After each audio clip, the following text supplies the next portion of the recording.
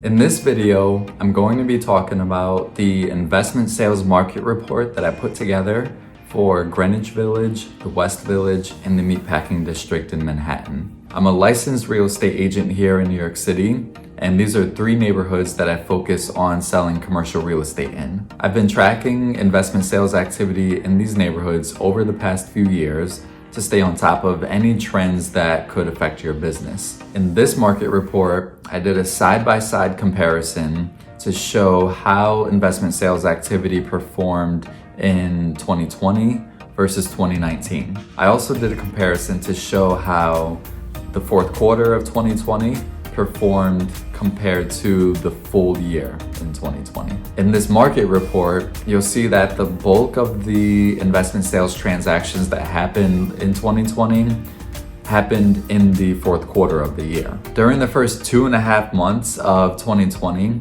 investment sales activity in these neighborhoods was actually pretty active. 6 of the 19 sales that happened all year in 2020 happened in those first 2.5 months. But then, of course, the pandemic hit.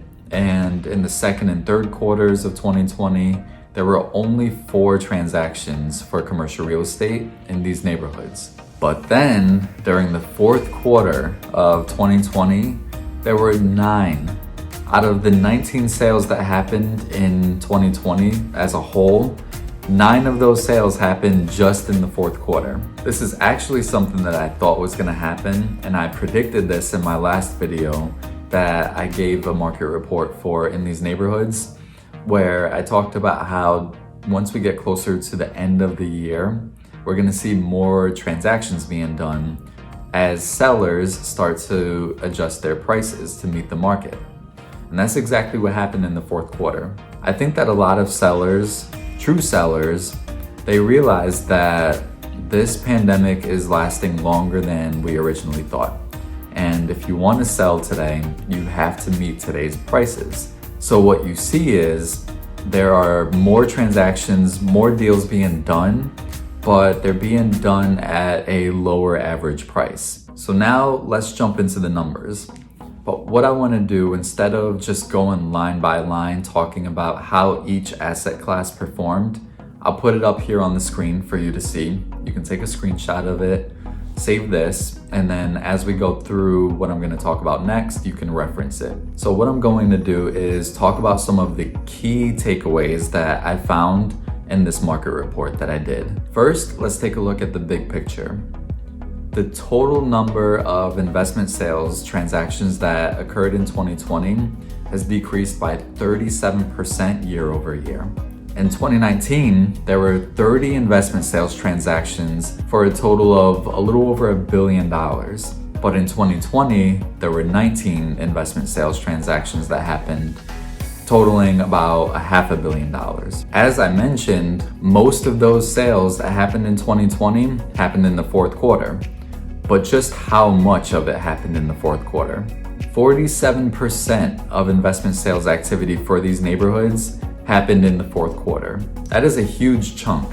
And besides sellers adjusting their pricing, I think that a couple of other things happened as well. The first reason is that in the beginning of the year, once the shutdowns happened, most real estate agents weren't out working. We weren't considered essential, so we weren't showing properties, and everything pretty much came to a pause. In addition to that, we were all still trying to figure out how this pandemic was going to affect the market. It was still pretty new in the second and third quarters. But I think that as the year progressed and sellers had some time to figure out what actions they need to take, they realized that selling was a good idea right now. Either it was a good idea to sell now and then trade into another property at a lower basis. Maybe there's a different asset type that you wanted to own or a different neighborhood you wanted to invest in. But then on the other hand, there's some sellers who just had it in their plan to sell within the next 3 to 5 years and figured, let's just do it now because who knows what's gonna happen in a few years from now. I think another reason that we experienced such a big surge of activity in the fourth quarter is that now the barrier for entry to own investment properties in New York City has diminished some. So you have people from outside of the city who are coming in to invest. So that's causing more deals to get done, but those deals are getting done at lower prices. One of the asset classes that I want to highlight in this video and talk about are mixed-use buildings. In 2020, 11 mixed-use buildings traded for a total of about $230 million, averaging about $12.80 a foot. In 2019, there were 15 mixed-use buildings that traded for a total of about $175 million and at an average of $15.33 a foot. So what you see here is, although the average price of a mixed-use building that sold in these neighborhoods increased in 2020, the price per square foot actually decreased by about 16.5%. But if you dig a little deeper and you look at the mixed-use transactions that happened in the fourth quarter of 2020 compared with the rest, you'll see that pricing actually came down even more as the year progressed. In the fourth quarter of 2020, there were 5 mixed-use buildings that sold for a total of about $140 million.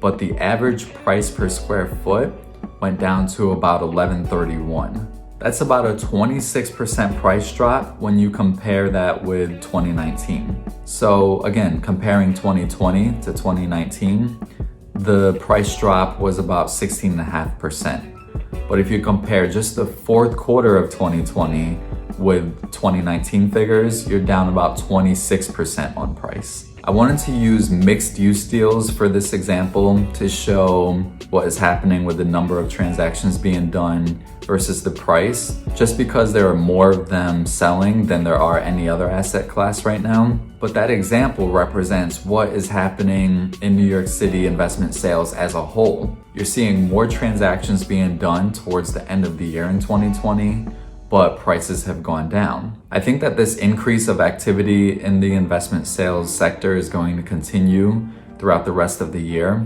especially as sellers start adjusting their pricing expectations. However, that's not a completely bad thing. As I mentioned before, some investors are selling their assets now and trading into other ones at a lower basis. So that's something that could make sense for you. Some investors are also taking advantage of this market and buying more deals at these lower prices. And some sellers are just ready to get out of it and they're selling so they can retire, and they're okay with the prices that they're selling at because it's still a lot higher than what they bought it for 20, 30, 40 years ago. If you're wondering what to do in this market and you'd like to talk to someone about it, please feel free to reach out to me. I'll leave all my information below. I'd love to speak with you about what's happening in this market and even go into a little more detail about this market report that I did. And for any of you who don't have the hard copy of this market report and you'd like it, please let me know. Just send me an email and I'll send it to you. Also, take a look at the last video that I did where I compared the first 3 quarters of 2019 with the first 3 quarters of 2020.